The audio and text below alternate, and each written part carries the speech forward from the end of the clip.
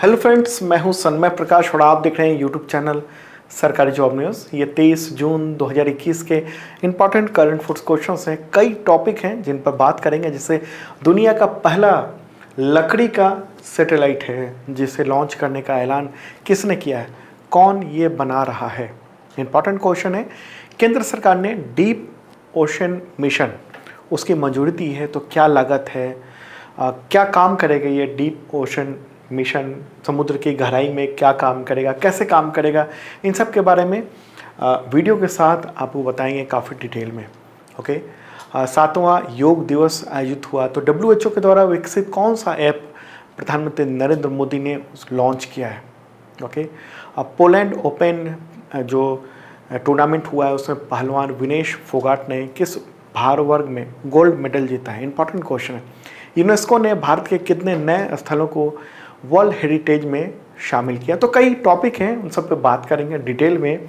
Okay. और इसका PDF भी अवेलेबल है इस वीडियो के डिस्क्रिप्शन में।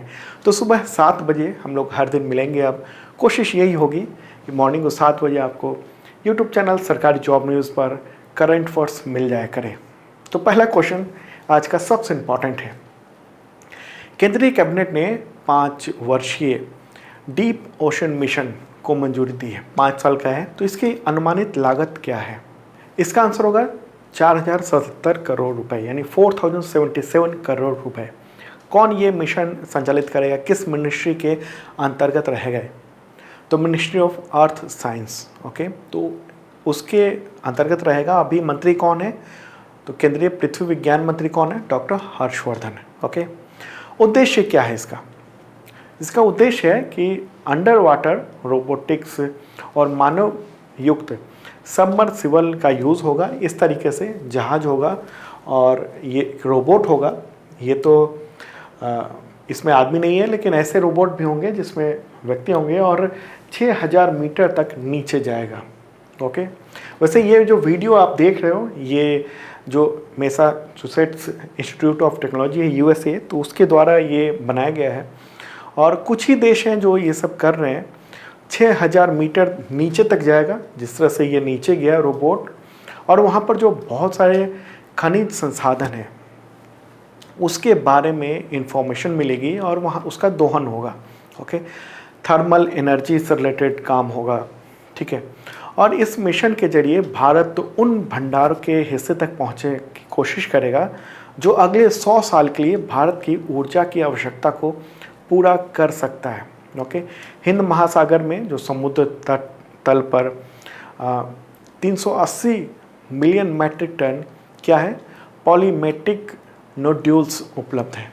तो ये जो आपको दिख रहे हैं पॉलीमेटिक नोड्यूल्स हैं। ओके। तो वो बहुत इम्पॉर्टेंट है और वो आने वाले समय में ऊर्जा का बहुत बड़ा संसाधन होने वाला है। तो इसी तरीके से इसको समुद्र के जो तल में रखा हुआ है उसे ऊपर ले जाया जाएगा।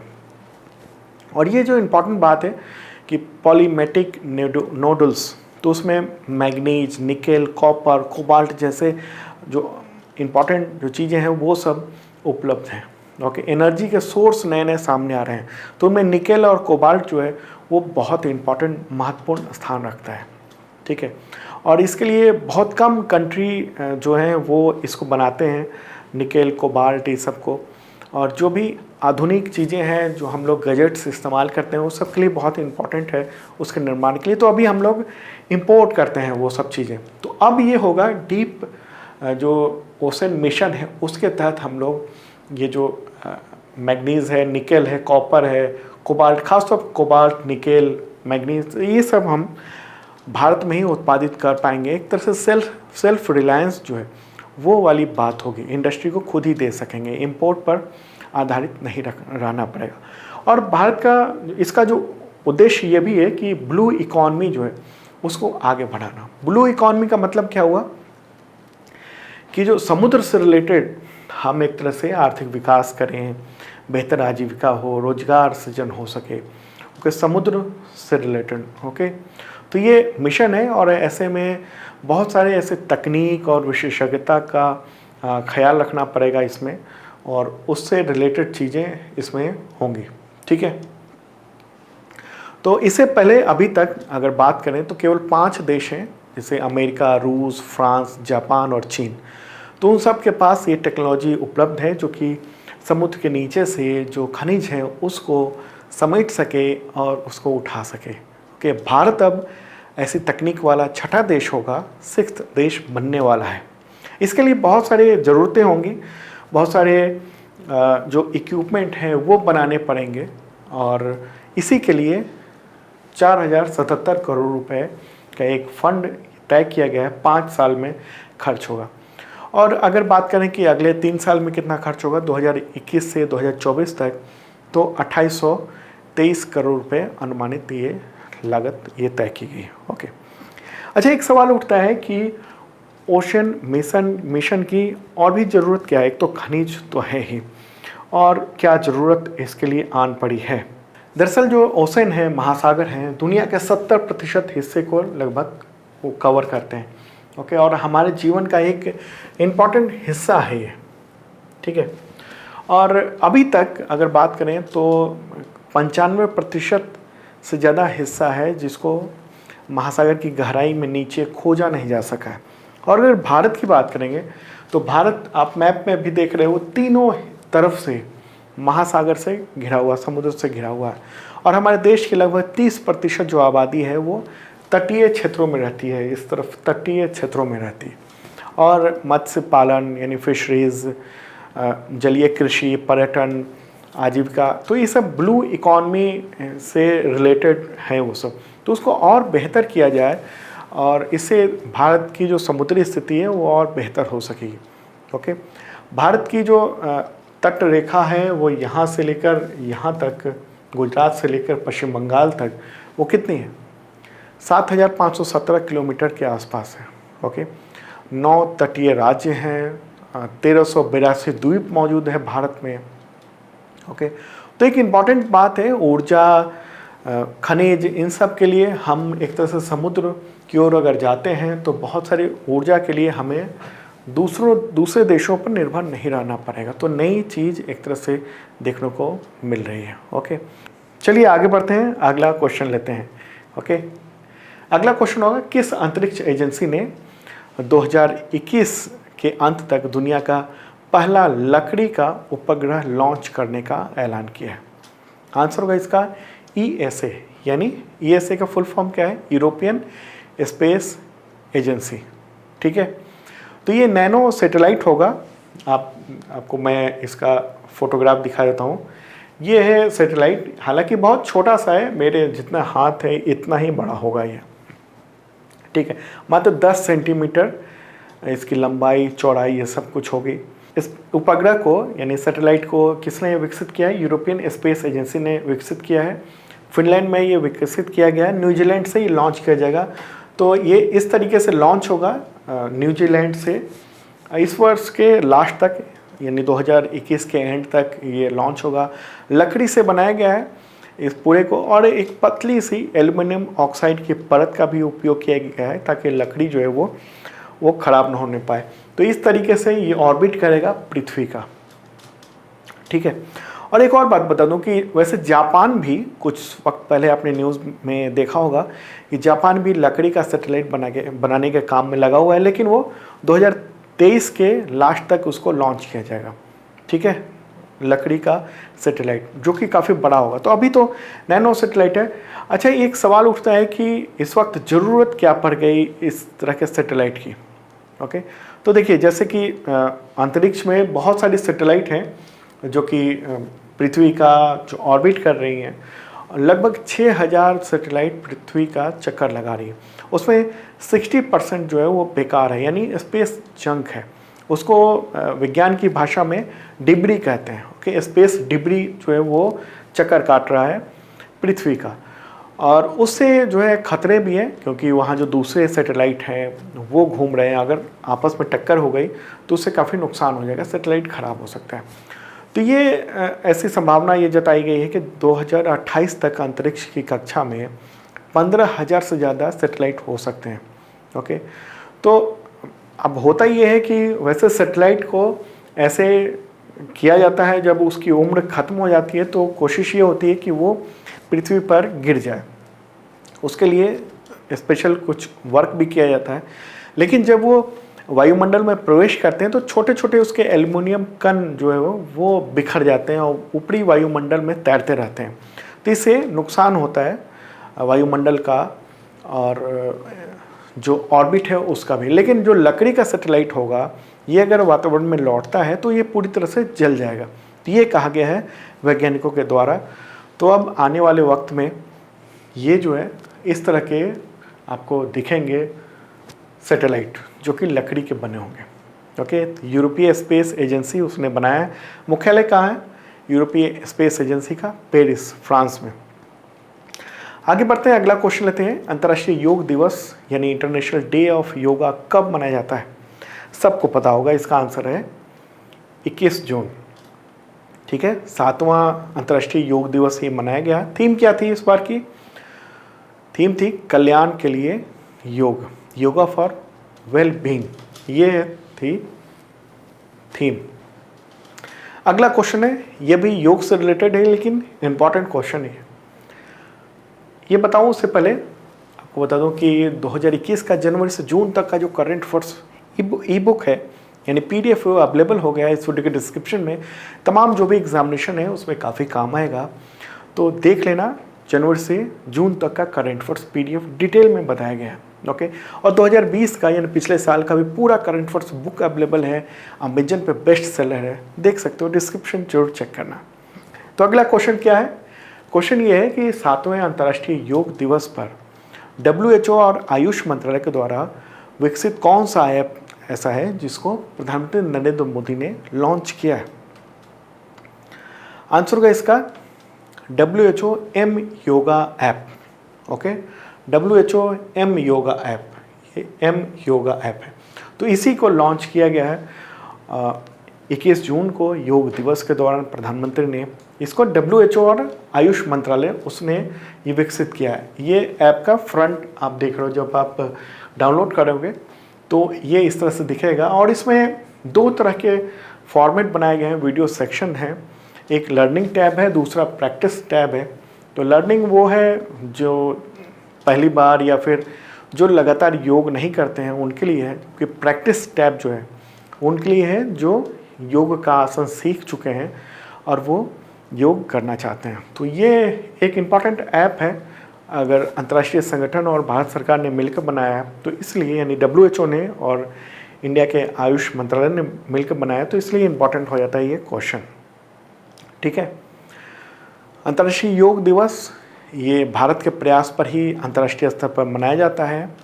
11 दिसंबर 2014 को संयुक्त राष्ट्र ने संकल्प किया था और उसी के तहत ये अंतर्राष्ट्रीय योग दिवस जो है वो मनाने की घोषणा हुई थी। 21 जून को हर साल ये मनाया जाता है और ये 7वां इस बार मनाया गया। अगला क्वेश्चन लेते हैं, फार्मूला 1 फ्रेंच ग्रैंड प्रिक्स 2021, तो उसके विजेता कौन हैं? नाम बताएं। आंसर होगा मैक्स वर्स्टैपेन। ओके, तो वो हैं। फोटोग्राफ भी आप देख रहे हैं, ये और न्यूज़ है द हिंदू का। तो उन्होंने अभी हाल ही में ये आयोजन हुआ, नीदरलैंड रेड बुल के वो प्रतिनिधि हैं रेड बुल के, तो उन्होंने ये जीत लिया। और इन्होंने ही हाल ही में जून में ही मोनाको ग्रैंड प्रिक्स भी जीत लिया था। ओके, और फ्रेंच ग्रैंड प्रिक्स रेस जो है उसका फार्मूला 1 वर्ल्ड चैम्पियनशिप का ये 7वां दौर है। अगला क्वेश्चन लेते हैं, ICC ने वर्ष 2021 में किस भारतीय खिलाड़ी सहित 10 खिलाड़ियों को हॉल ऑफ फेम्स में शामिल किया? हॉल ऑफ फेम में शामिल किया है। आंसर होगा वीनू मांकड़। ओके, वीनू मांकड़ सहित 10 खिलाड़ियों को शामिल किया गया है। तो ICC ने अभी हाल ही में इसकी घोषणा की है। ओके, तो अब टोटल जो संख्या हो गई है हॉल ऑफ फेम्स की, तो जो हॉल ऑफ फेम है उसके मेंबर्स की, तो 103 हो गई है टोटल संख्या। ठीक है, तो वीनू मांकड़, तो उनको ये उनके लिए ये भी चुना गया है। ठीक है, तो कई लोगों को चुना गया है, उन सब की लिस्ट इस वीडियो के डिस्क्रिप्शन में मैंने दे दी है और फोटोग्राफ आप ये देख रहे हैं। ओके, तो वीनू मांकड़ के बारे में बता दूं, इम्पॉर्टेंट पर्सनालिटी थे वे, उनका फोटोग्राफ भी आप देख रहे हैं। बाएं हाथ के स्पिन गेंदबाज थे, उनकी गिनती भारत के महान ऑलराउंडर्स में होती है। ओके, सेकेंड वर्ल्ड वार के बाद शानदार प्रदर्शन करने के चलते उनको ये सम्मान मिला है। ओके, कई कैटेगरी में इसको बांटा गया है हॉल ऑफ फेम को। तो उसमें सेकेंड वर्ल्ड वार के बाद के दौर के लिए शानदार प्रदर्शन में क्रिकेट में ये सम्मान दिया गया। ओके, आईसीसी का जो हॉल ऑफ फेम है उसमें ये जगह पाने वाले 7वें भारतीय खिलाड़ी हैं। उनसे पहले बिशन सिंह बेदी, कपिल देव, सुनील गावस्कर, अनिल कुंबले, राहुल द्रविड़ और सचिन तेंदुलकर, उनका भी नाम था उसमें। ओके, आगे बढ़ते हैं, अगला क्वेश्चन लेते हैं, इंपॉर्टेंट है ये भी। यूनेस्को ने भारत के कितने नए सांस्कृतिक विरासत स्थलों को विश्व धरोहर स्थल यानी वर्ल्ड हेरिटेज साइट्स में शामिल किया है? कितने नए? आंसर होगा 6, टोटल 6 जो है वो नए शामिल किए गए हैं। कौन कौन है उसको देख लीजिए।